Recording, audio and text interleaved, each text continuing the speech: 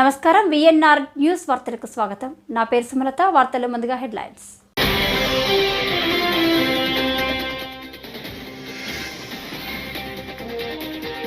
తక్కువ ఖర్చుతో భారత్ అంతరిక్ష పరిశోధనలు చేస్తుందని డిప్యూటీ సీఎం పవన్ కళ్యాణ్ ఇస్రో సేవలను కొనియాడారు.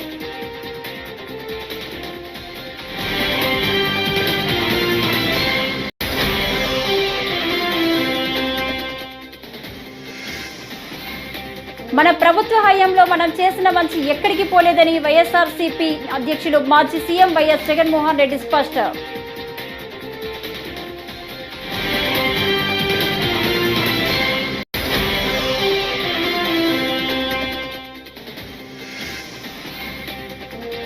సెబీ ఆదాని అంశంపై దేశవ్యాప్తంగా ఆందోళన చేయాలని సిపిఐ జాతీయ కార్యదర్శి కె నారాయణ.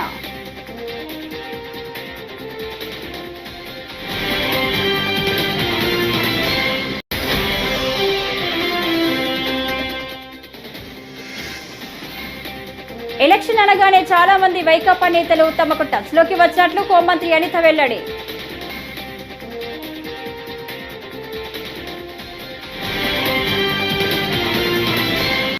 ఇక డీటెయిల్స్ చూస్తే, హాలీవుడ్ సినిమాలకు అయ్యే వ్యయం కంటే తక్కువ ఖర్చుతో భారత్ అంతరిక్ష పరిశోధనలు చేస్తుందని డిప్యూటీ సీఎం పవన్ కళ్యాణ్ ఇస్రో సేవలను కొనియాడారు. శ్రీహరికోటలోని షార్లో నిర్వహించిన జాతీయ అంతరిక్ష దినోత్సవ వేడుకల్లో ఆయన ముఖ్య అతిథిగా పాల్గొన్నారు. కార్యక్రమంలో పవన్ మాట్లాడుతూ, శాస్త్రవేత్తలు ప్రయోగాల కోసం జీవితాలను దారపోస్తున్నారని, విదేశాలకు వెళ్లి ధనం హోదా సంపాదించే అవకాశం ఉన్నా వాళ్ళంతా దేశానికి కట్టుబడి చేసిన సేవలు మరవలేమని, నేను సామాన్యుడిని, ఏదో సినిమా హీరోనయ్యా, ఇక్కడ నాకు కొట్టే చప్పట్లు ఈరలు శాస్త్రవేత్తలకే దక్కాలి అని పవన్ కళ్యాణ్ పేర్కొన్నారు.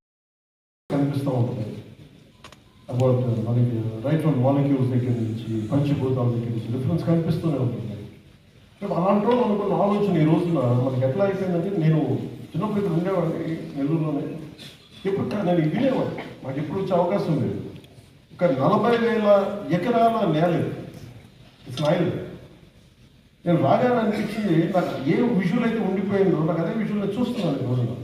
హెలికాప్టర్ దిగుతూ ఉంటే ఎంత అందంగా అనిపించిందంటే, నేను చిన్నప్పుడు ఊహించుకుని ఇలా ఉండడం చూస్తూ ఉంటే, ఈ ఐలాండ్లో దిగి నాకున్న ఒకటే ఏమనిపించిందంటే, ఇంత చక్కటి అడుగు ఉంది ఏంటి అనిపించింది. అసలు ఇక్కడ ఎక్కడ ర్యాకెట్లు ప్రయోగిస్తారు. మనకి 40,000 ఎకరాలు ఉన్న ఈ ఐలాండ్లో దాదాపు అంటే ఒక 300% అటవీ శాతాన్ని పెంచాలి. నాకు నిజంగా ఆనందం కలిగింది. లోపలికి ఎంటర్ అవుతుంటే కూడా నాకు అనిపించింది, ఇంత చిక్కగా ఉన్నాయి చెట్లు, ఇన్ని రకాల చెట్లు. The biodiversity, we have to take a lot of lessons from SHAR.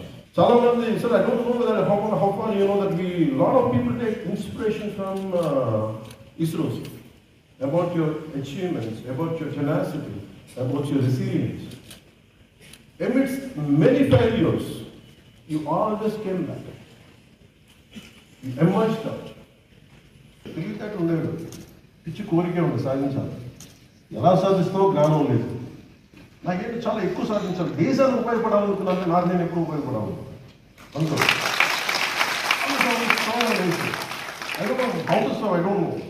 మనిషిని రోదశీలోకి పంపించాలి, లేదంటే చంద్రమండలంలో దిగాలి. చిన్నగా ఏం చదువు. నాకు కూడా కోరిక ఏముంటుందంటే, నాకు డబ్బులు సంపాదించాలని, పేరు సంపాదించాలని, నా దేశం నెంబర్ 1గా ఉండాలి. సైన్స్ అండ్ టెక్నాలజీ అంటే మనం అంత ఎఫెక్టివ్గా చేయగలం. అంటే సినిమా వరకు చేయగలరు ఎక్కువ బడ్జెట్లో పెట్టి, బట్ దానికంటే తక్కువ బడ్జెట్ తోటి మనం కూర్చోబెట్టి ఇండియన్ మార్స్ మిషన్ సక్సెస్ఫుల్ చేయాలి. మన ప్రభుత్వ హయాంలో మనం చేసిన మంచి ఎక్కడికి పోలేదని వైఎస్ఆర్సీపీ అధ్యక్షులు మాజీ సీఎం వైఎస్ జగన్మోహన్ రెడ్డి స్పష్టం చేశారు. ప్రతి ఇంటికి మనం చేసిన మంచి బ్రతికే ఉందని మేనిఫెస్టో అమలులో విశ్వసనీయతకు అర్థం చెప్పామన్నారు. విశాఖ స్థానిక సంస్థల ఎమ్మెల్సీ ఎన్నికల నేపథ్యంలో బుధవారం యలమంచిలి, భీమిలి నియోజకవర్గాల జెడ్పీటీసీలు, ఎంపీటీసీలు, కౌన్సిలర్లతో వైఎస్ జగన్ సమావేశమయ్యారు. ఈ సందర్భంగా క్యాడర్కు వైఎస్ జగన్ దిశానిర్దేశం చేశారు. మెడలు వంచక తప్పలేదు. ధర్మం, న్యాయం ఈరోజు గెలిచింది. మామూలుగా అయితే పోటీ పెట్టకూడదు. మనకు 600 చిల్లర ఓట్లు ఉన్నప్పుడు, వాళ్ళకు 200 చిల్లర ఓట్లు ఉన్నప్పుడు అసలు పోటీ పెట్టాలని ఆలోచన చేయడమే దుర్మార్గం. ఆలోచన చేయడమే ధర్మం కాదు, ఆలోచన చేయడమే ఒక అన్యాయం. ఎందుకనంటే నీకు సంఖ్యాబలం లేనప్పుడు నువ్వు ఎందుకు పోటీ పెడతా ఉండవు?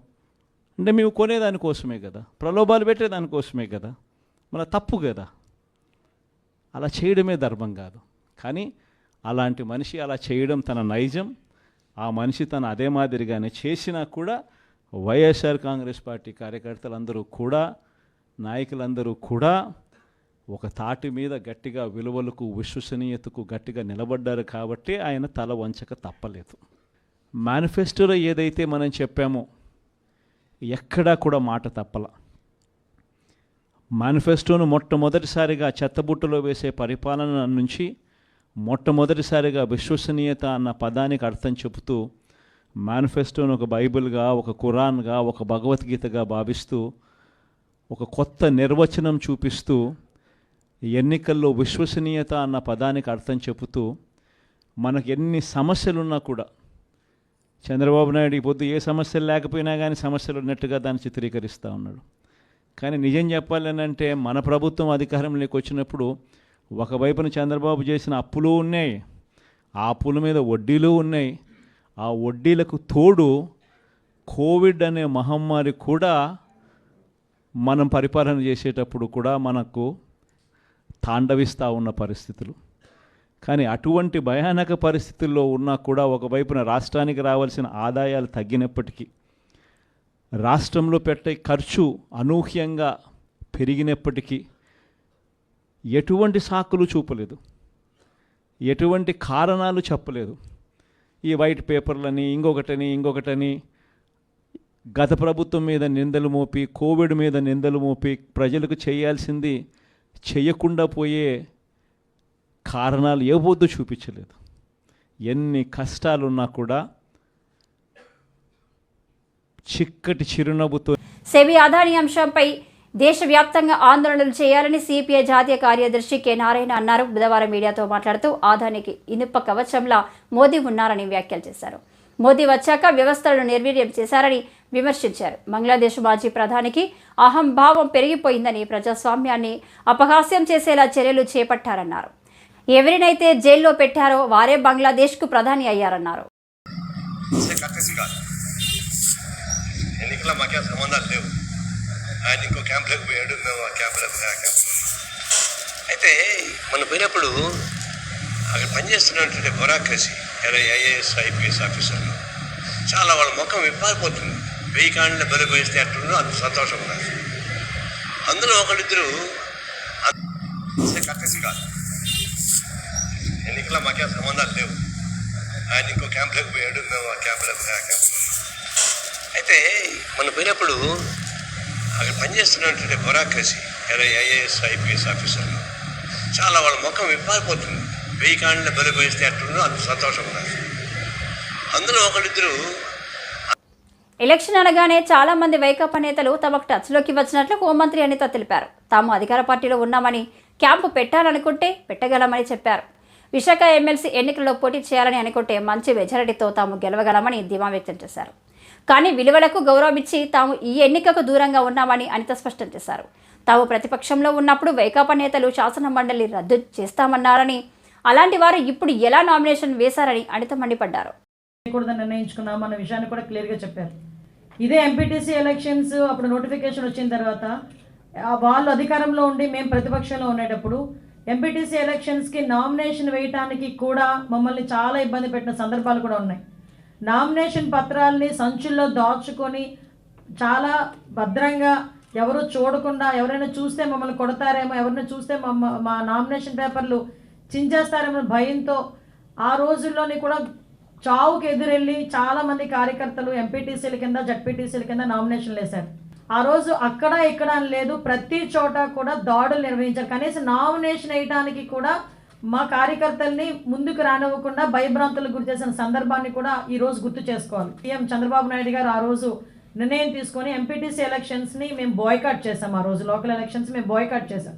ఆ రోజు బాయ్కాట్ చేసిన తర్వాత మళ్ళా తిరిగి ఈరోజు ఆ ఎమ్మెల్సీ ఎలక్షన్స్లో, ఈ స్థానిక సంస్థల ఎమ్మెల్సీ ఎలక్షన్స్లో పోటీ చేయడం అనేది నైతికత కాదు, అది విలువలకి విరుద్ధంగా ఉంటుంది అని ఒకే ఒక ఉద్దేశంతో ఈరోజు గౌరవ చంద్రబాబు నాయుడు గారు ఈ నిర్ణయం తీసుకున్నారు. చాలా మంది బయటకు వచ్చి ఈరోజు ఏదేదో మాట్లాడుతున్నారు అనమాట. అంటే వీళ్ళకి ఏంటంటే వాపుకి బలుపుకి తేడా లేని వాళ్ళందరూ కూడా వైఎస్ఆర్సీపీ పార్టీలోనే ఉండటం కూడా మన దౌర్భాగ్యం. వాళ్ళ పరిస్థితి ఎలా ఉందంటే ఈరోజు మేము ఏదో భయపడిపోయాము, అలా భయపడిపోయాము, ఇలా భయపడిపోయాము అంటున్నారు. ఒక్కసారి చరిత్రను గుర్తు తెచ్చుకోండి. ఎన్నో సంవత్సరాలు కాదు, జస్ట్ ఒక్క సంవత్సరం, 2 నెలల ముందుకెళ్ళండి, దానికి ఒక సంవత్సరం ముందుకెళ్ళండి. మీరందరూ కూడా మాకు ప్రతిపక్ష హోదా కూడా తీయించేస్తాము, అటు నుంచి 3 వస్తే ఇటు నుంచి 3 వస్తాయి అని చెప్పేసి ప్రగల్భాలు పలికినప్పుడు 21 సీట్లలోని కూడా అందరూ కూడా గెలిచిన 23 సీట్లలో కూడా 4గురిని మీరు లాక్కున్న తర్వాత కూడా మేము ఆ రోజు అధికారంలో ఉన్నప్పుడు కులం కూడు పెట్టదన్న మాజీ మంత్రి అధికారం పోయాక కులం ఇప్పుడు గుర్తొచ్చిందా అంటూ మైలవరం ఎమ్మెల్యే వసంత కృష్ణప్రసాద్ విమర్శించారు. బుధవారం మైలవరంలో ఆయన మాజీ మంత్రి కుమారుడు అరెస్టుపై మీడియాతో మాట్లాడారు. అమెరికాలో ఉద్యోగం చేసుకునే నీ కుమారుడిని ఇండియాకు ఎందుకు రప్పించామంటూ ప్రశ్నించారు. నీ దందాలకు సపోర్టుగా తెచ్చుకున్నావా అంటూ మాజీ మంత్రిపై విమర్శించారు. అమెరికా పోదాం అనుకున్నాడు, అక్రమంగా కేసు పెట్టారు, కావాలంటే నన్ను ఎదుర్కోండి కానీ నా కుమారుల మీద అక్రమ కేసులు పెట్టొద్దు. మరి నీకు అధికారం రాగానే అమెరికా నుంచి నీ కొడుకుని ఎందుకు పిలిపించావు? ఇక్కడ నేను చేసే దందాలు జాలవలే, నా దాంట్లో నువ్వు కూడా భాగస్వామిగా నీ కొడుకుని పిలిపించావా?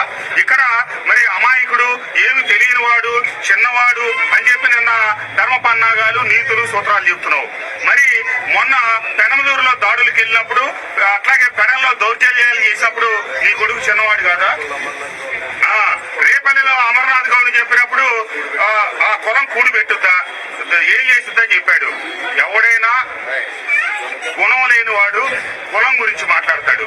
నిన్న నువ్వు నీ కుటుంబం మీద అన్యాయం జరిగింది అనుకుంటే కోర్టులకు వెళ్ళు, ప్రజల ముందు విషయాలు విశదీకరించు.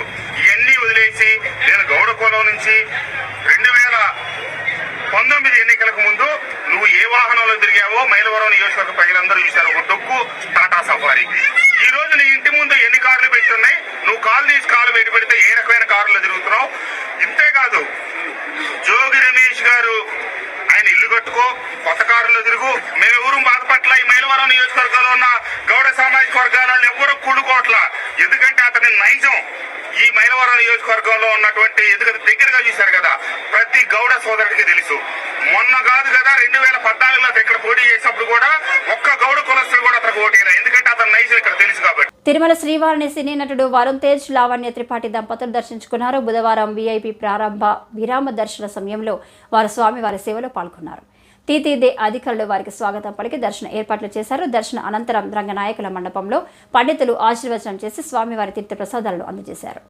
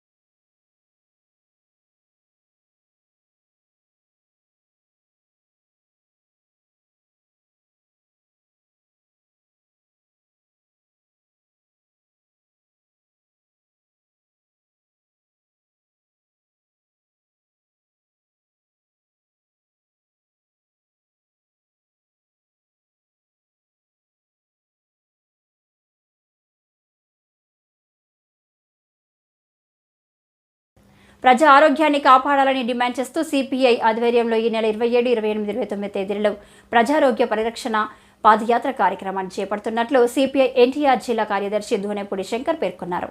విజయవాడ దాసరి భవన్లో బుధవారం మీడియాతో మాట్లాడుతూ రాజకీయాలకు అతీతంగా అన్నకి రాజకీయ పార్టీలు ఈ కార్యక్రమానికి సంఘీభావం తెలపాలని పిలుపునిచ్చారు. 9వ తేదీ విజయవాడ కలెక్టర్ కార్యాలయం వద్ద ముగింపు సభ ఉంటుందని వెల్లడించారు.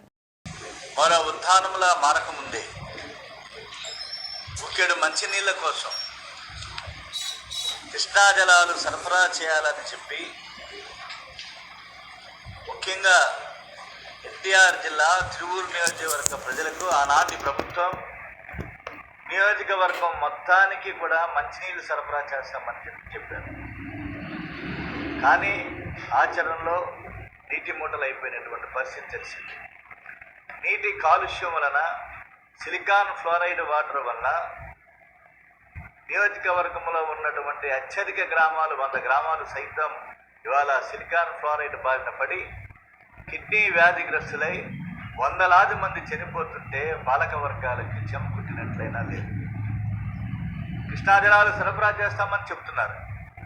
పక్కనే కృష్ణానది పెట్టుకొని ఎన్టీఆర్ జిల్లాలో కృష్ణానది నీరు సరఫరా కావటం లేదంటే చాలా ఆశ్చర్యకరం, బాధాకరమైనటువంటి విషయం. వందలాది మంది చనిపోతున్న కార్పొరేట్ ఆసుపత్రులు దోచుకు తింటున్నారు. డయాలసిస్ సెంటర్లో అధునాతనమైనటువంటి క్వాలిఫైడ్ పర్సన్స్ లేనటువంటి పరిస్థితి. అంబులెన్సులు దసరా నాటికి కానూరు సిద్ధార్థ ఇంజనీరింగ్ ఓవర్ను ప్రజలకు అందుబాటులోకి తీసుకువస్తామని ఎమ్మెల్యే బోడె ప్రసాద్ స్పష్టం చేశారు. మంగళవారం డైన్ నిర్మాణానికి ఎమ్మెల్యే శంకుస్థాపన చేశారు. 2014-2019 టీడీపీ హయాంలో పంట కాలువ రోడ్డు పూర్తి చేయడం జరిగిందని, వైసీపీ అధికారంలోకి వచ్చాక కనీసం డ్రైనేజ్ నిర్మాణం కూడా చేయలేకపోయిందని విమర్శించారు. ఏదైతే పంట కాలువ రోడ్లో సిద్ధార్థ ఇంజనీరింగ్ కాలేజీలో ఉన్న ఫ్లైఓవర్ సుమారుగా 5 సంవత్సరాల నుంచి ప్రారంభోత్సవం చేయకుండా, పనులు చేయకుండా గత ప్రభుత్వంలో నిర్లక్ష్యానికి గురవటం. ఈ రోడ్డుకి ఒక ప్రాముఖ్యత ఉంది. పటమట ఎన్టీఆర్ సర్కిల్ దగ్గర నుంచి కానూరు సనత్ నగర్ వరకు కూడా తెలుగుదేశం ప్రభుత్వంలో 2019-2004 మధ్యలో ఎన్టీఆర్ స్టాచ్యూ నుంచి కానూరు పరిధి వరకు నిర్మాణం పూర్తి చేసింది తెలుగుదేశం పార్టీ ప్రభుత్వంలో. 2014-19లో సనత్ నగర్ నుంచి కానూరు వరకు, పోరంకి వరకు రోడ్డు నిర్మాణం చేసి ఇంజనీరింగ్ కాలేజీలో లక్షల మంది పిల్లలు ఇక్కడ చదువుకుంటా ఉన్నారు. ఈ కాలేజీ 2 వైపులా ఈ రోడ్డుకు ఉండటం ప్రభుత్వం అంగీకరించి వారి ఖర్చుతో ఈ నిర్మాణాన్ని చేయటం జరిగింది. అయితే డ్రైనేజీ కానీ, సౌండ్ బారియర్స్ కానీ ప్రభుత్వం చేయాల్సి ఉంది. 5 సంవత్సరాల్లో అది పూర్తి చేయకపోవటం వలన యాజమాన్యం దీన్ని పూర్తి చేయాల. మళ్ళీ 2024లో తెలుగుదేశం పార్టీ అధికారంలోకి రాగానే రాజకీయ కక్షలతోనే తన కుమారుడు రాజీవ్ను అరెస్టు చేశారంటూ మాజీ మంత్రి జోగి రమేష్ మాట్లాడడం అవివేకానికి నిదర్శనమని గృహ నిర్మాణ సమాచార శాఖ మంత్రి కొలుసు పార్థసారథి అన్నారు. అగ్రిగోల్డ్ భూముల వ్యవహారంలోనే అతన్ని అరెస్ట్ చేసినట్లు మంత్రి స్పష్టం చేశారు. కక్ష సాధింపు చర్యలు అనేవి ఎన్డీఏ ప్రభుత్వంలో ఉండవని ఆయన తేల్చి చెప్పారు. అధికారం చేపట్టిన తొలి నాళ్లలోనే ఈ విషయాన్ని ముఖ్యమంత్రి చంద్రబాబు, ఉప ముఖ్యమంత్రి పవన్ కళ్యాణ్ చెప్పారని గుర్తు చేశారు. పవన్ కళ్యాణ్ గారు చెప్పేది ఒకటే విషయం. మనకి ప్రజలు చరిత్రలో ఎన్నడూ లేని విధంగా విజయాన్ని అందించారు.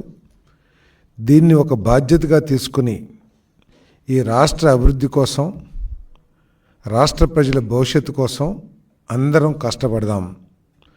అంతేగాని రాజకీయ కక్షలకు కానీ, పొలిటికల్ విక్టిమైజేషన్ కానీ చేసే ఆలోచనతో పని చేయవద్దు. అందరం అనేక సందర్భాల్లో గత ప్రభుత్వం ద్వారా ఇబ్బంది పడ్డ వాళ్ళమే చట్ట వ్యతిరేకంగా. అయినా కూడా దాన్ని దృష్టిలో పెట్టుకోకుండా మన లక్ష్యం ఈ రాష్ట్రం అభివృద్ధి, ప్రజల భవిష్యత్తు, ప్రజల సంక్షేమం అని పదే పదే చెప్తూ వస్తూ ఉన్నారు. కానీ ప్రతిపక్షం ప్రతి విషయాన్ని కూడా రాజకీయం చేసి రాజకీయ లబ్ధి పొందాలని ప్రయత్నం చేయటం సిగ్గు చేయటం చెప్పేసి నేను మనవి చేస్తా ఉన్నాను. విషయం లేని విషయాలు కూడా, ఎటువంటి సబ్స్టెన్స్ లేని విషయాలను కూడా రాజకీయ ప్రచారం కల్పించి ప్రభుత్వం మీద బురదలటానికి ప్రయత్నం చేయటం చాలా శోచ్యం అని చెప్పేసి మనం చేస్తా ఉన్నాను. దాంట్లో భాగంగానే నిన్న మాజీ మంత్రి గారు జోగి రమేష్ గారి కుమారుణ్ణి అగ్రిగోల్డ్ భూ వ్యవహారంలో అరెస్ట్ చేయటం జరిగింది. ఆ విషయంలో సబ్జెక్ట్ మీద స్పందించుకోకుండా, జరిగిన తప్పొప్పుల మీద స్పందించుకోకుండా, ఇదేదో రాజకీయ కక్షతో చేస్తున్నారు, ఆ రోజు చంద్రబాబు నాయుడు గారి ఇంటి మీద దాడికి వెళ్ళినందుకు చేస్తున్నారు అని వక్రీకరించడానికి, ప్రజల దృష్టిని మరల్చడానికి ప్రయత్నం చేయటం శోచనీయం అని చెప్పేసి మనం చేస్తా ఉన్నాను. ఒకవేళ పొలిటికల్ విక్టిమైజేషన్ లేతే కక్ష సాధింపు ధోరణి ఉన్నట్లయితే వాళ్ళు బయటకు వచ్చి ఈ విధంగా మాట్లాడే అవకాశం కూడా ఉండేది కాదని చెప్పేసి మనం చేస్తా ఉన్నాను. నేను ఆయన ఒప్పుకున్నట్టు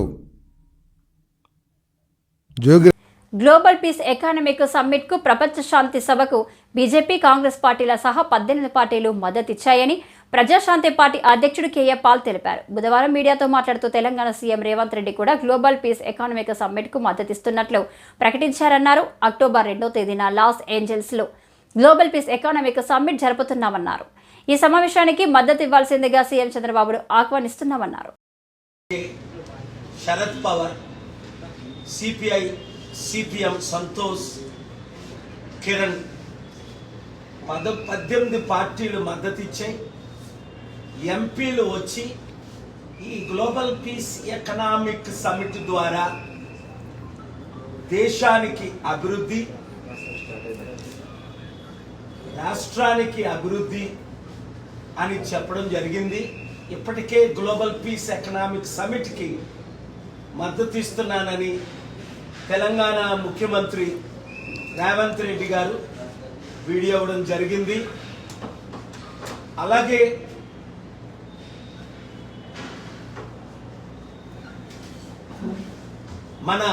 నా మిత్రులు ఆంధ్రప్రదేశ్ ముఖ్యమంత్రులు చంద్రబాబు నాయుడు గారిని కూడా ఇన్వైట్ చేయడం జరిగింది. ఆ లెటర్ మీకు మీడియా గ్రూప్లో పెట్టడం జరుగుతుంది. అక్టోబర్ 2న లాస్ ఏంజలస్, కాలిఫోర్నియాలో గ్లోబల్ పీస్ ఎకనామిక్ సమిట్కి ఇక్కడ నుండి ఎంపీలు వస్తున్నారు. అలాగే ప్రపంచంలో ఉన్న 197 దేశాల్లో అనేక దేశాల ప్రెసిడెంట్స్, ప్రైమ్ మినిస్టర్స్ ఈ ఎకనామిక్ సమిట్కి ఆల్రెడీ మద్దతు ఇస్తున్నారు. వారు కూడా ఆయా దేశాల్లో ఇండియా షుడ్ లీడ్ అన్న సమిట్కు అక్టోబర్ 2ని వివిధ టైముల్లో మద్దతు ఇస్తున్నారు. కనుక మీడియా ఓనర్స్ని, మిత్రుల్ని నేను రిక్వెస్ట్ చేసేది ఏమిటంటే, రాజకీయాలు పక్కన పెట్టి ఆంధ్రప్రదేశ్ రాష్ట్రం దాదాపు 13 లక్షల కోట్ల అప్పు, తెలంగాణ రాష్ట్రం 7.5 లక్షల కోట్ల అప్పు, ఖజానా ఖాళీ అయిపోయింది. ఆపదలో ఉన్న వారికి అండగా నిలుస్తున్న ప్రజా దర్బార్కు వచ్చే విన్నపాలను సంబంధిత శాఖలకు పంపి సత్వర పరిష్కారానికి కృషి చేయాలని విద్యా, ఐటీ, ఎలక్ట్రానిక్స్ శాఖల మంత్రి నారా లోకేష్ సిబ్బందిని ఆదేశించారు. ఉండవల్లిలోని నివాసంలో 26వ రోజు ప్రజా దర్బార్లు మంగళగిరి నియోజకవర్గంతో పాటు రాష్ట్ర వ్యాప్తంగా ప్రజలు తరలివచ్చారు. తమ కష్టాలను విన్నవించారు. భూ ఆక్రమణ సమస్యలపై బాధితుల నుంచి ఫిర్యాదులు ఎక్కువగా వస్తుండటంతో సంబంధిత శాఖతో సమన్వయం చేసుకుంటూ పరిష్కరించాలని సిబ్బందికి సూచించారు.